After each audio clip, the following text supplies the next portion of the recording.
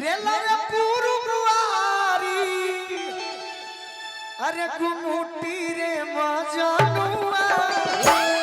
अरे मिले ओई होई जब छुट्टिए मजनुआ मिले ओई होई जब छुट्टिए मजनुआ मिले ओई होई कहां आइबू अरे तो पतो नहीं है रास्ता में यानी कौन करे करके हेलो जब गड़खा से आरा जाइबू हां एगो रहिया में चिरान पड़ेले तो चिरान में कहीं घूमती बिया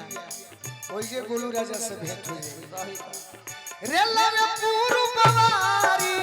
गुमुटी रे मजनुआ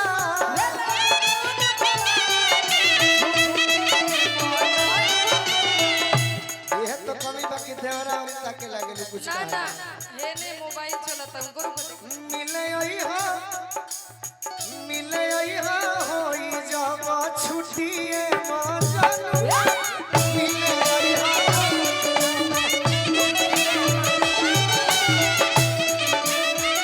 देखो समय घड़ी में 3 बजे थई भैया नु अब पैसा आइल गए कर मतलब जानो हमरो के चिन्ह 3:30 कि कमीनी एहू टाइम पर हो जाई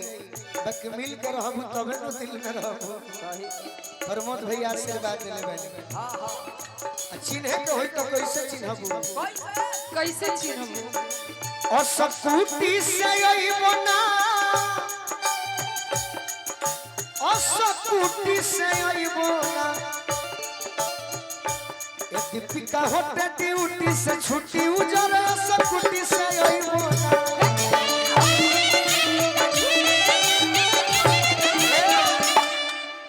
तू हमरा से कही हो का पाका आइबो करे जा इंतजार करी हो पाका आइबो करे जा इंतजार करी हो केनी ओले चल के ये कांता हमसे प्यार करी हो केनी ओले चल के मौका कहियो मिली भगवान हमें हृदय भैया माँ जली हो जवानी के लूटी उजरा सकुटी से अइबो ना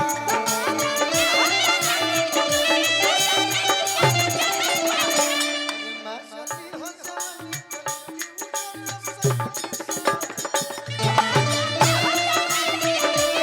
और हमारे के चिन्हे के होई अच्छी जी हकी धोती कुर्ता वाला गोलू राजा हवे हां हां तहरा के चिन्हे के होई तो कैसे चिन्हो कैसे बतौले रहलू आज से 2 साल पहले हां कि लाल हेलमेट पिंक कुर्ती पाछू नरिया करिया करिया आके सटी के बिरे कमारब तोहर भिरिया आके सटी के और कैसे चिन्हबो और कैसे काटब पीछे से आके चूटी उजरा सकुटी से अइबो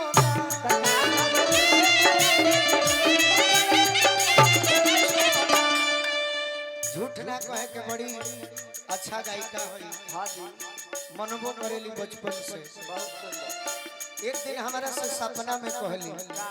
हकीकत ना हुई तो सपने नु बतावल जाई कि आपन पूरा करी हम मनवा के ड्रीम गोलू जी आपन पूरा करी हम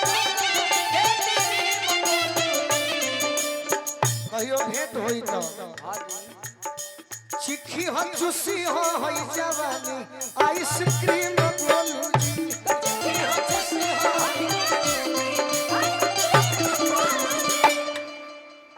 शिकारी जी उठे से पी हो फ्रूटी उजरा सकुटी से अइबो